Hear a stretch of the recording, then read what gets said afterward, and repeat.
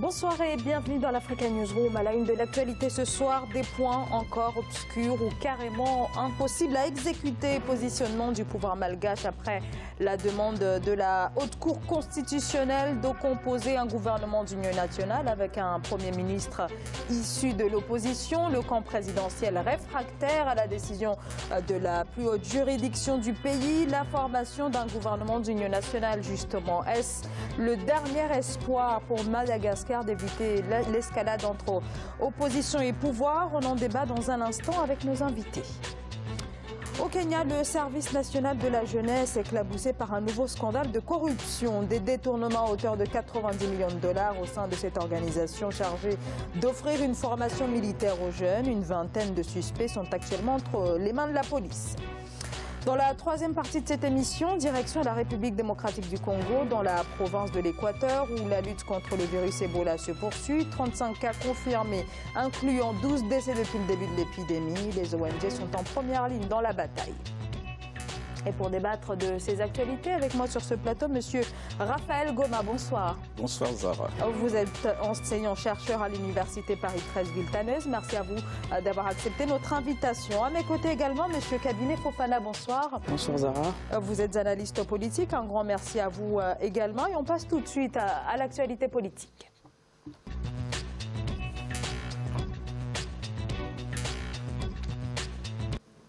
Alors, la demande émise par la Haute Cour constitutionnelle depuis le 25 mai était claire. Il faut former un gouvernement d'union nationale avec un chef de gouvernement issu directement des rangs de l'opposition afin de mettre fin à la crise qui secoue la Grande Île depuis le mois d'avril.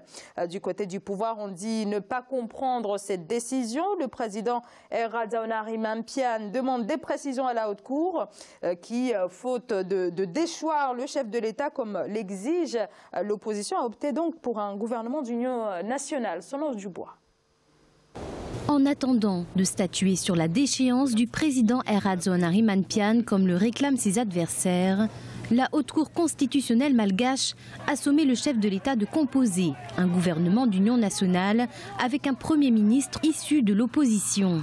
Une décision qui contredit la constitution malgache selon le président qui a fait déposer ce mercredi 30 mai une requête devant cette même cour pour demander des éclaircissements. L'article 54 prévoit le seul pouvoir du président pour dissoudre le gouvernement. Donc on voulait que la Haute Cour constitutionnelle apporte son avis par rapport à cette ambiguïté, cette incompréhension de leur décision. Une requête qui fustige l'opposition. En effet, les dispositions et les délais d'exécution des décisions prises par la Haute Cour constitutionnelle semblent plutôt clairs selon les députés pour le changement, la Cour ayant précisé jusqu'au nombre de jours comptant délai.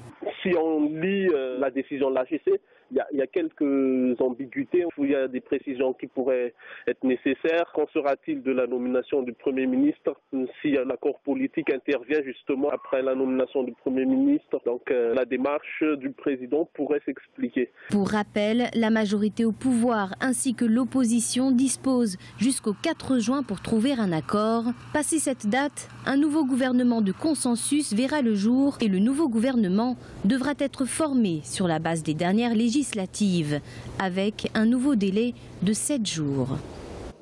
Alors, depuis 5 semaines, les opposants au chef de l'État réclament sa démission. La décision de la Haute Cour constitutionnelle d'aller vers finalement un gouvernement d'union nationale, c'est l'une des pistes de sortie de crise pour Madagascar. C'était la dernière carte à jouer pour éviter l'escalade entre pouvoir et opposition. Raphaël Goma. Disons que dernière carte, certes, mais bon, rappelons quand même que Madagascar a toujours connu plusieurs crises. Ce n'est pas la première crise que nous connaissons. Et il y a plusieurs, disons, je dirais même qu'il se joue là un poker menteur entre, disons, Marc Ravalomanana, pardon, excusez-moi, et puis il y a Andry Rajoelina, donc qui se sont coalisés en quelque sorte. Ce sont des anciens présidents. Il ne faut pas qu'on perde de vue cet aspect de problème. L'un a régné de 2002 à 2009 et l'autre a régné de 2009 à 2014. Ils ne sont plus là. Et maintenant, il y a eu, bien sûr, en 2014, le président Héré actuel qui est là, qui est arrivé. Bien, certes, effectivement, à travers cette loi, dont la loi, bien sûr, électorale qu'il a déposée, en fait, c'est la loi qui met, le feu dans le pays. Mais il faut dire qu'au-delà de tout cela, moi, je ne pense pas que ça soit la dernière carte à jouer. Et j'attire leur attention, aussi bien le président actuel que l'opposition, parce qu'en arbitre, il y a toujours l'armée. C'est vrai que les uns essaient d'activer, bien sûr, les populations qui, effectivement, sont dans une situation économique difficile et qui promptement, disons, obéissent aux appels en se disant, bon, c'est peut-être l'occasion pour les uns de renverser, disons, ce pouvoir.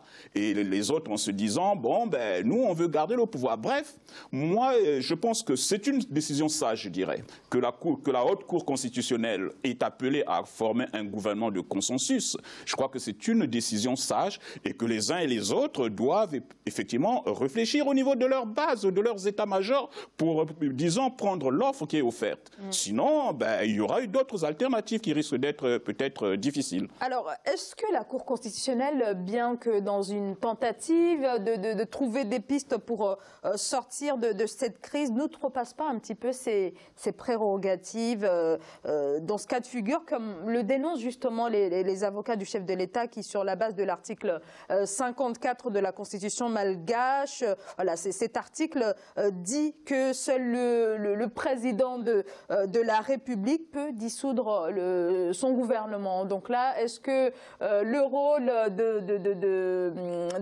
la Haute Cour ne va pas au-delà de ses prérogatives? Non, je ne pense pas, parce qu'il faut avoir à l'esprit que c'est une crise qui est là, elle est aussi profonde qu'on ne peut se l'imaginer. Donc à un moment, on a l'impression que c'est plutôt le dialogue et d'autres solutions qui sont les mieux indiquées, parce qu'on a quand même compris que c'est une crise qui ne date pas d'aujourd'hui. C'est un pays qui est en perpétuelle crise institutionnelle, mais à la fois assez politique, qui fait que des solutions sont tout de suite des solutions de façade qui ne trouvent pas tout à fait qui ne viennent pas résoudre le problème qui se pose. Mais moi, je pense qu'il y a un problème. Le véritable problème, c'est le fait que le pouvoir aujourd'hui est dans une situation d'enlisement qui fait que il ne tient qu'à quelques près. Donc l'opposition va mettre la pression et tout de suite le confrère a fait allusion à l'armée. Et ce qui est vraiment frappant, c'est que l'armée aujourd'hui n'est pas tout à fait avec le président de la République, parce qu'on a vu qu'il y a eu une marche qui a été, une manifestation qui devait être interdite par l'armée, mais au dernier moment, l'armée a laissé les opposants tenir la manif. Donc, les opposants sont des anciens chefs d'État qui savent un peu comment ça fonctionne, donc ils vont continuer à mettre la pression. La solution d'un gouvernement d'union nationale, certes, ça peut être une solution, mais est-ce que l'opposition aujourd'hui va laisser cette solution prospérer parce qu'elle sait que le président de la République est dans une situation d'impasse, elle va continuer à mettre la pression. Je ne pense pas que ça puisse prospérer. Alors l'opposition qui continue de demander la démission du président Eradzaouna Rimampiane, l'enjeu des négociations qui s'engagent un petit peu, ça se concentre véritablement sur le calendrier électoral, puisqu'on a également posé la question de savoir si oui ou non il faut précipiter les élections, qui doivent normalement se tenir en novembre et en décembre, mais les ramener au mois d'août. Oui, en fait, l'enjeu, effectivement, c'est l'élection présidentielle, qu'on ne se trompe pas de vue. Parce que quand le président actuel dépose la loi électorale préalable aux élections présidentielles, en fait, cette loi, elle vise en contrepartie les anciens présidents qui ont des griefs. Donc, selon la justice, il y a certains, peut-être, je ne sais pas, parmi les deux, il y a un qui risque de ne pas se présenter parce qu'il sera écarté. Et donc, ça, effectivement, ça entraîne une certaine frustration au niveau des anciens présidents de l'opposition, tout au moins. Bon, maintenant, quant à dire anticiper les élections, c'est vrai que l'opposition pousse en se disant autant mieux qu'on anticipe les élections, mais anticiper les élections, cela soulève aussi un autre aspect de problème, c'est-à-dire est-ce qu'aujourd'hui toutes les listes électorales sont prêtes, est-ce que la commission électorale est prête, est-elle neutre, ainsi de suite, autant de questions. Donc je pense que, à mon humble avis, moi j'ai toujours été partisan d'un dialogue, je pense que l'opposition et la majorité présidentielle actuelle doivent aller au dialogue, aux négociations, quitte à trouver, disons, un compromis pour, disons, un gouvernement en entendant les élections. C'est vrai qu'on dira qu'effectivement le président a cette prérogative, disons, de dissoudre et de nommer, mais nous sommes dans une situation de crise, comme le disait tantôt mon confrère ici. On est dans une situation de crise, et en situation de crise, mesure exceptionnelle. Je pense que c'est peut-être ça que la Haute Cour constitutionnelle a décidé de faire en se disant, attention, il y a eu la manifestation qui a eu lieu en avril, il y a eu quand même des morts, 2 morts qu'on a déplorées. Et si l'on continue à pousser, on attendra qu'il y ait peut-être une centaine de morts pour qu'on dise « Ah, finalement, mettons-nous sur la table de négociation, trouvons la solution ». Je ne pense pas. Je pense qu'il faut éteindre le feu avant qu'il ne brûle la maison. Il y a une précision, c'est-à-dire qu'il faut avoir l'idée aussi que la proposition de faire anticiper les élections, l'opposition n'est pas tout à fait d'accord. L'opposition a dit que non, qu'aujourd'hui la solution n'est pas d'anticiper les élections, c'est plutôt que le président de la République doit partir. Oui, mais justement, et c'est là où je ne suis pas d'accord, parce qu'ils ne peuvent pas dire que le président de la République doit partir. Le président de la République a reçu un mandat. Il faut laisser le président de la République arriver à terme de son mandat. En vertu de quoi on peut décréter que le président de la République doit partir? Oui, mais parce qu'il a promulgué une loi. Non, il y a une disposition de la Constitution à laquelle justement l'opposition est très accrochée. C'est-à-dire que c'est une disposition qui fait que lorsqu'un chef d'État, qui soit en fonction, ou un chef de parti, lorsqu'il est jugé comme étant pour des crimes, puisqu'on reproche le président de la République d'être responsable de ces personnes qui sont mortes lors de la manifestation. Et d'office, pour eux, le président a déjà passé le Rubicon, il doit partir. En fait, il y a en fait dans ce jeu une sorte de stratégie de mine de rien où chaque parti a envie de mettre la pression, parce qu'il faut aussi rappeler que les 2 anciens chefs d'État sont aussi partis comme ça dans des crises perpétuelles, et je ne pense pas qu'ils soient dans une disposition à vraiment faciliter la chose pour rappelons quand même que les députés avaient déjà voté la destitution, je crois, du président de la République, sauf que la Haute Cour, disons, avait invalidé cette destitution. Donc c'est autant pour dire qu'ils sont dans une impasse. Ils sont dans une impasse. Alors, la solution peut-être serait que, bon, de mettre... je pense que l'opposition, enfin, je ne lis pas dans un miroir, mais je pense que la stratégie de l'opposition aujourd'hui, c'est de dire, bon, nous mettons les populations dans la rue, nous faisons pression de sorte que, bon, ce président puisse partir. Mais je trouve que c'est une solution qui, à mon humble avis, n'est pas une solution de stabilité politique. Absolument. Parce qu'on retombe dans les mêmes travers. Vous savez, chasser le nature, on revient toujours au galop. Et j'ai peur, moi, en ce moment précis, que l'armée qui aujourd'hui, c'est vrai que vous avez dit que l'armée semble jouer une certaine neutralité, puisqu'on a vu lors des manifestations, bien, ils étaient là pour juste maintenir de l'ordre. Certes, c'est bien, c'est une armée républicaine. Mais à vouloir faire le désordre, finalement, il risque d'avoir un général ou, je sais pas, un colonel qui dira, bon, écoutez, la récréation a trop duré, maintenant mettons de l'ordre pour qu'on avance. Alors, quand même, la stratégie de l'opposition est de plus en plus confuse. Plus on avance, et plus elle est confuse. Alors, on a eu des propositions disant on va avancer le calendrier électoral.